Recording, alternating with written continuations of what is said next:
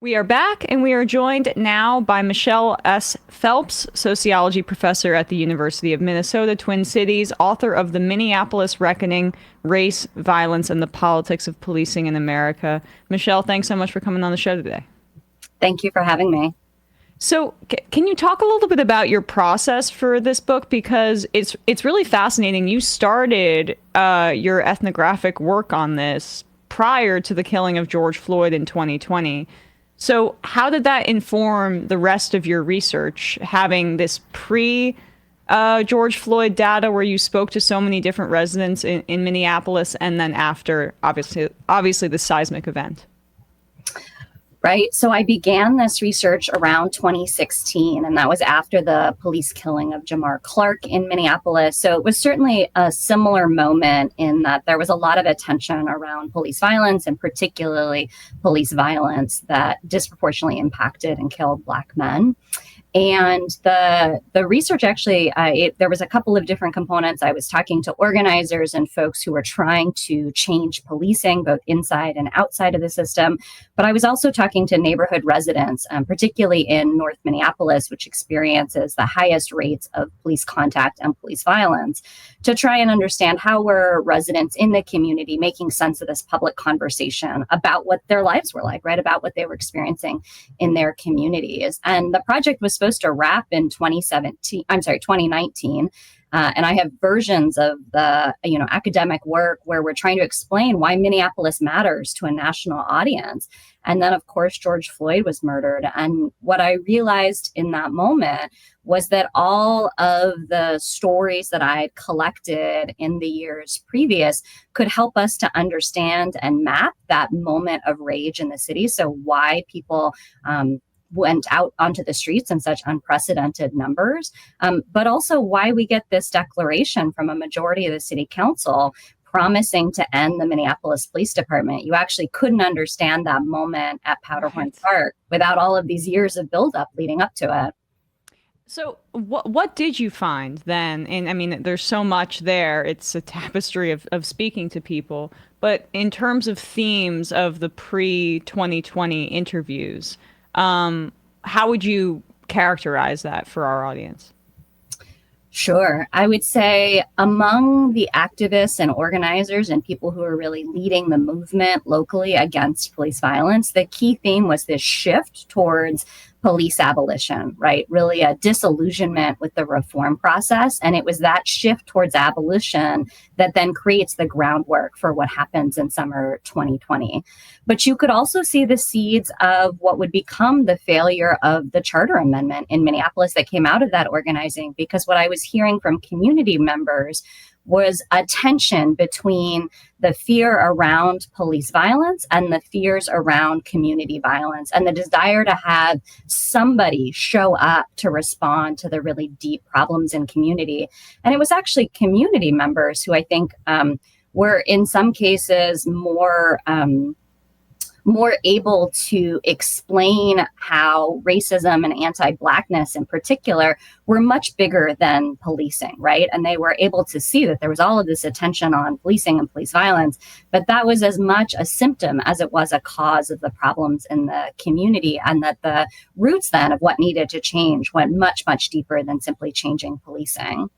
And what was the relationship between police violence and community violence? How does that inform community violence, not just when police brutality, but say a lack of trust that's engendered with police departments that maybe makes community violence worse? Exactly. Yeah. So the kind of core argument in the book is that we have to think about community violence and police violence in tandem. And there's a way in which those two things are linked, often from the political right, to say, oh, well, of course we have lethal police violence because look at the high rates of homicide in the community. And that is absolutely not the argument I make in the book. The argument I make in the book is that the way in which they're connected is that the same communities that are most at risk of police violence are the same communities that are most at risk of victimization in the community. And that matters not because it justifies police violence, but because that dual risk means that those communities have this ambivalent reliance on the police that make the politics of moving away from police really fraught, right? And that it is in fact both police violence and community violence that we have to solve simultaneously.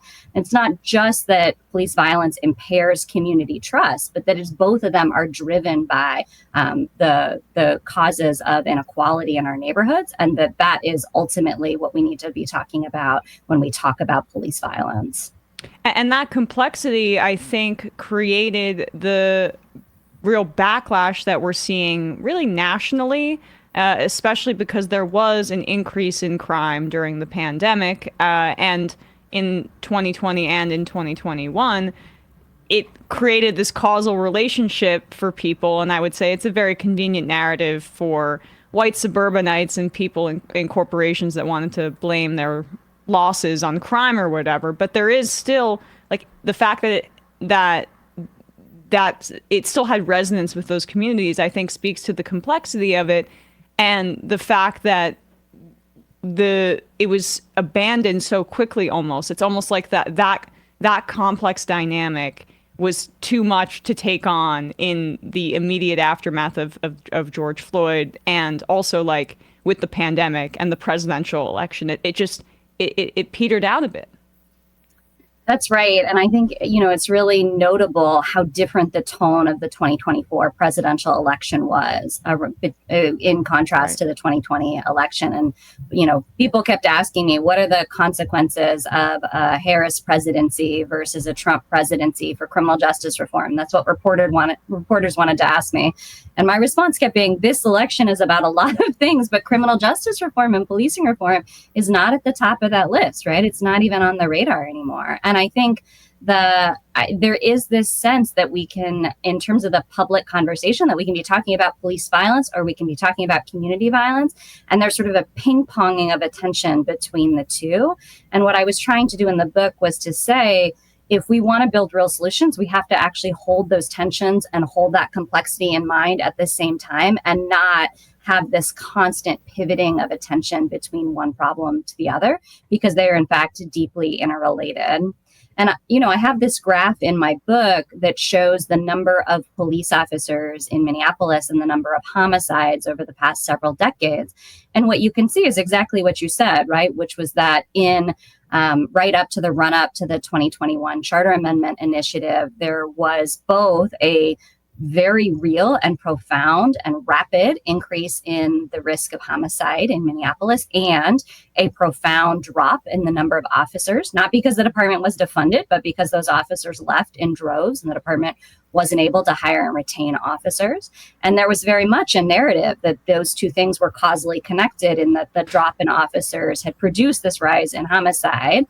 And what we see, if you follow it out in 2020 and 2023, is that homicide rates come down as the pandemic recedes. And in fact, the number of officers continues to drop, but it doesn't have that same political resonance when the two things are dropping in tandem versus officers going down and homicides going up. So, there is some very complex relationship. I think, police officers do have some impact on crime rates depending on how they're deployed, but it is modest, and it is vastly dwarfed by all of the other social drivers of increases or decreases in victimization. So it's absolutely not the case that the police are the only variable that matters here.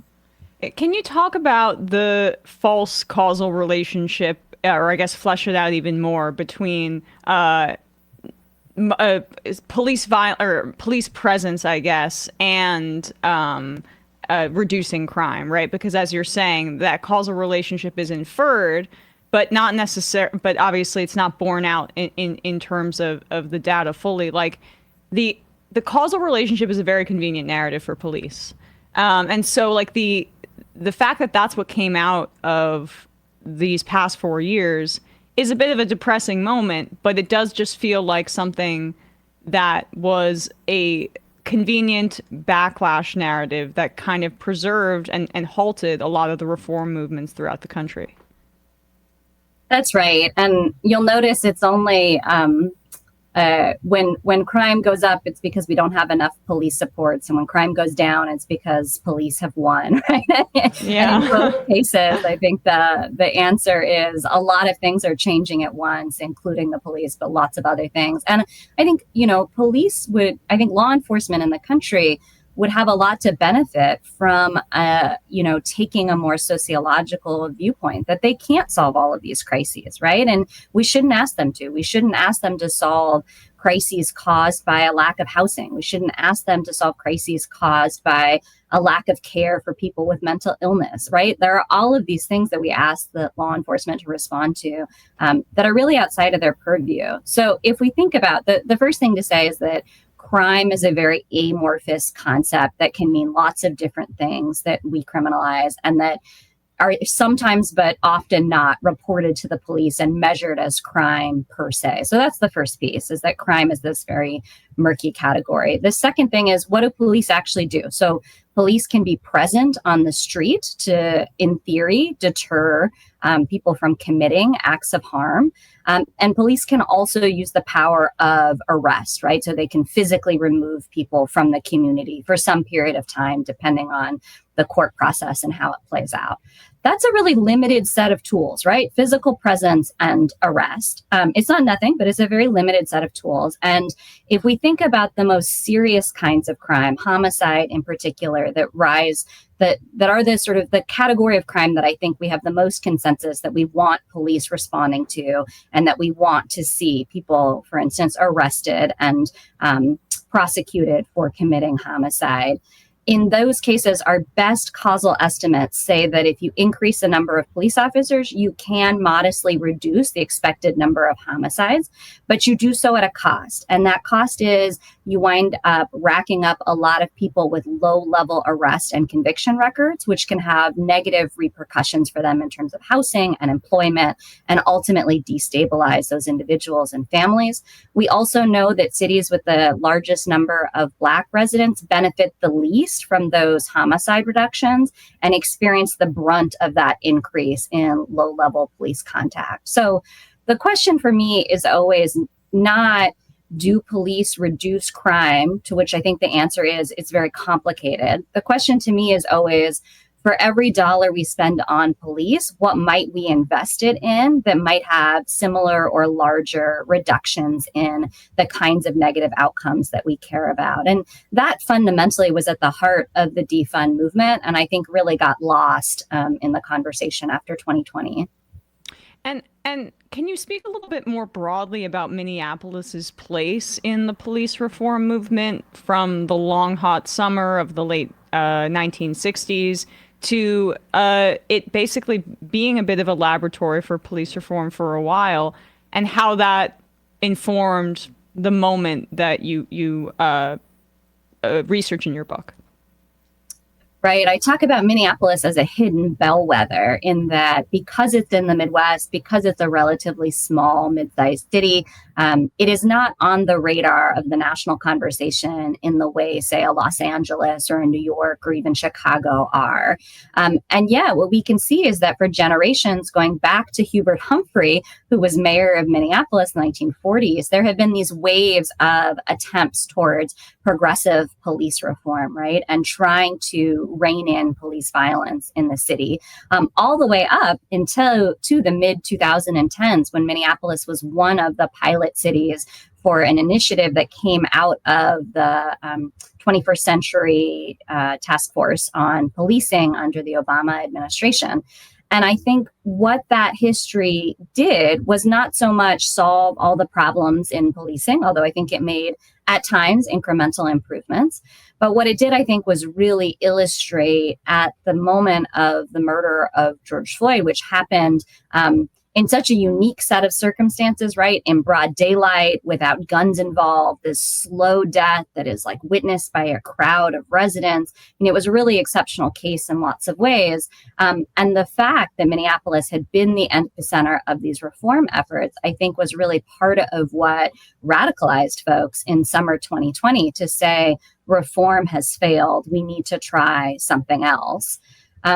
And I think what comes out of that, and I think, again, coming back to the complexity, is that I think in the here and now, we are going to have police departments. And so I think sometimes there's sort of a false narrative that gets pushed that left-leaning cities are actually the worst because we see the police violence in left-leaning cities.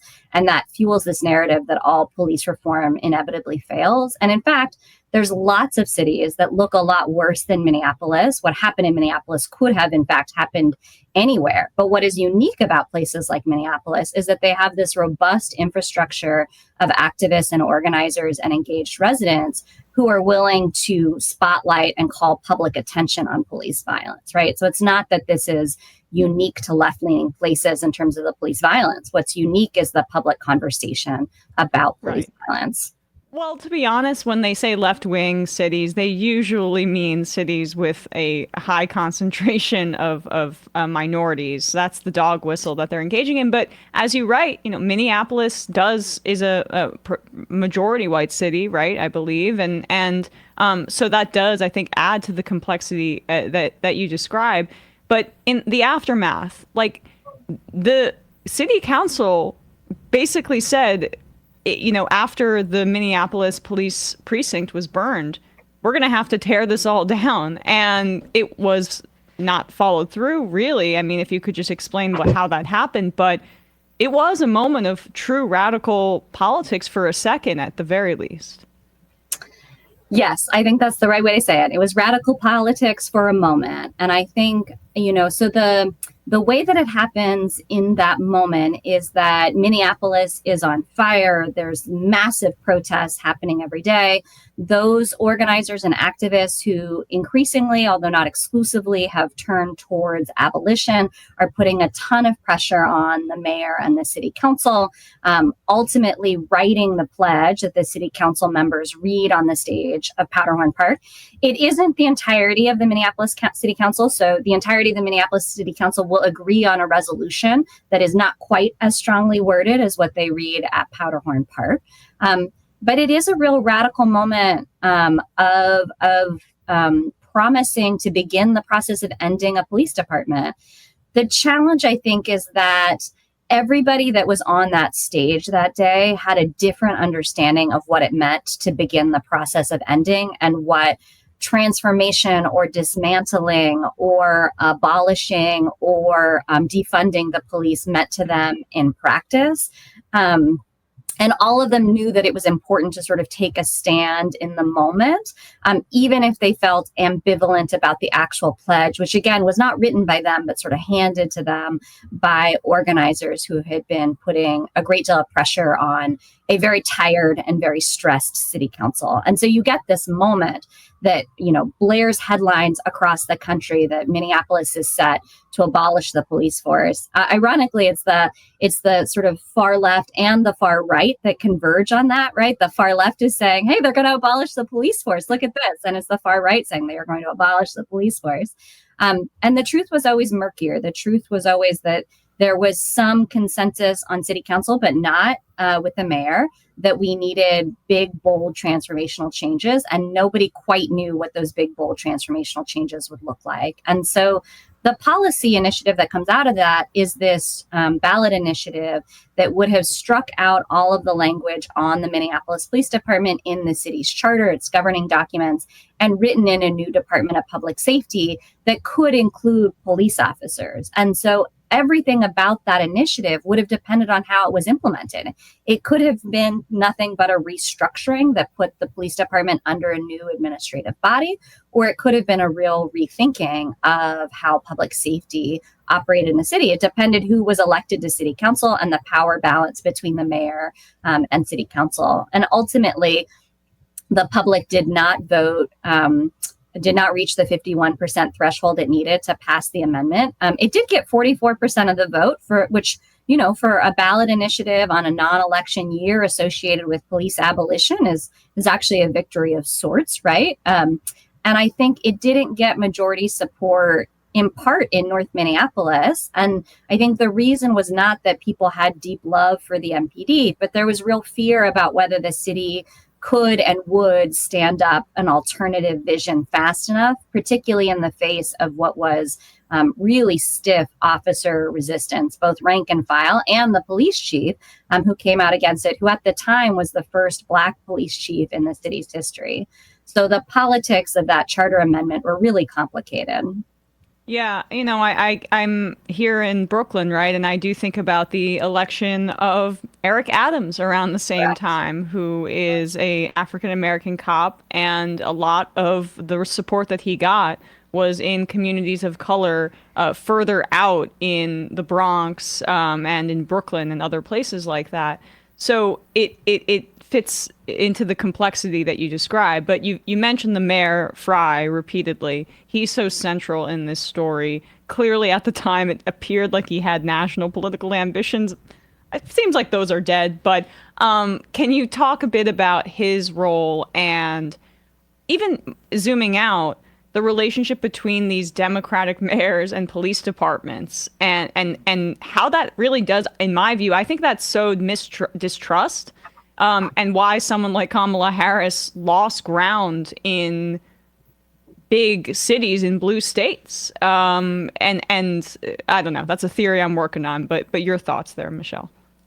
Sure. Yeah. So, if we go back to summer 2021, so what's distinct about a mayor versus city council members is that the mayor has to be, or it doesn't have to be, but the mayor is elected by the city population as a whole. And so that means that the districts that vote at higher rates disproportionately control the mayor's office, whereas the representatives, of course, are more neighborhood based. Now, that doesn't mean necessarily that the center of gravity on the city council will always skew to the left of the mayor. It sort of depends on how those district lines are drawn and sort of what's happening within each of them. But what it does mean is that there will be members of city council, if not a majority of city council, that are politically to the left of the mayor, because you need a more centrist candidate typically to get the folks that vote at the highest rates, which are typically the kind of wealthiest, whitest neighborhoods in the southwestern pockets of the city, which I should note, going back to our previous conversation, those were the neighborhoods that voted at the highest levels and that were most staunchly opposed to the charter initiative. So I don't want to blame the charter initiative falsely on North Minneapolis. In fact, the staunchest opposition was in the whitest, wealthiest neighborhoods, but it was ambivalently received in North Minneapolis, which I think is telling. So the mayor made it really clear that he did not support any kind of defunding of the police. In fact, he was running a re-election campaign in 2021 that largely relied on his standing behind the police chief, including quite literally, like on his campaign flyers, it's like images of him standing behind the police chief at press conferences.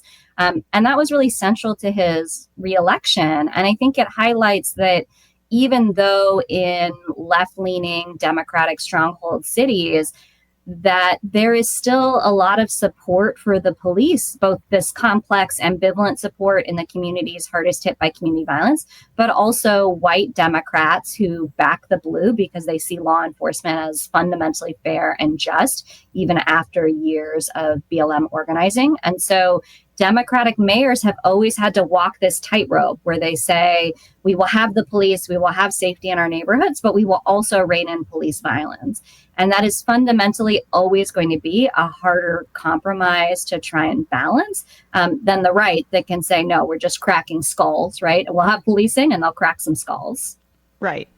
And what was the role of business associations, if at all, in killing the police reform? Because here in New York City, I truly do believe that like this anti-homeless panic is largely driven by restaurant associations and real estate developers that want some sort of, pristine look for the people to come into New York and go to Times Square like it's Disneyland or something like that, as opposed to making it a livable city. I know it's a different dynamic in a city like Minneapolis, but that's a part of this anti-police reform movement that I don't think gets discussed enough. That's right. And there was certainly some of that in Minneapolis. Minneapolis is a much smaller city, but it is compared to New York. But it does have the sort of entertainment district that is at the heart of the state, right? And so we have, just to be a Minneapolis booster for a minute, we have a huge number of theater seats and concert venues, and much of that is concentrated downtown. And it is set up so that the people from the suburbs can commute into downtown, and making the perception that downtown Minneapolis is safe for those suburbanites is really important to city finances, because so much is driven by downtown. So it's a much smaller version of the Times Square problem, but that's absolutely there. I would say those business leaders, there is a downtown a business council that did come out in opposition to the charter amendment. They were relatively quiet publicly, but they were certainly part of the coalition that was standing behind the mayor and pushing back against the initiative. Lastly, what do you feel that the accountability that Chauvin at least got in terms of going to jail and being convicted, do you think that made a difference? Or what's your view on how that affected the Minneapolis and the people there? Sure. I wrestle with this in the book. I think, I think that it was a victory, but a very shallow victory, that somebody like Derek Chauvin was successfully prosecuted, convicted, and sentenced to serve quite a long prison sentence. I am not somebody who thinks generally that long prison sentences are a good thing. I think prisons are largely inhumane places that we warehouse folks, and long prison sentences do very little good. But a world in which that many, many people are sentenced to prison for much lesser offenses, I think the fact that we saw a white police officer face that level of, I won't say accountability, but of punishment, I think was really meaningful. It was meaningful to the family. It was meaningful to city residents. But it also did, as abolitionists were right to note, it also did in some ways try to exonerate the department, right? By saying, this is a bad exemplar. This was bad policing in action. This was not how policing operates, in ways that I think then made it a little bit harder to push for those broader systemic changes. Well, really appreciate your time today. Michelle S. Phelps, sociology professor at the University of Minnesota Twin Cities, and the book is called The Minneapolis Reckoning: Race, Violence, and the Politics of Policing in America. We will put a link to that wherever you're listening to or watching this down below. Thanks so much, Michelle. Hey, folks, don't forget to hit the subscribe button and check out our daily show. We do it every day at 12 p.m. Eastern for about 2.5 hours. We even take phone calls. You should check that out.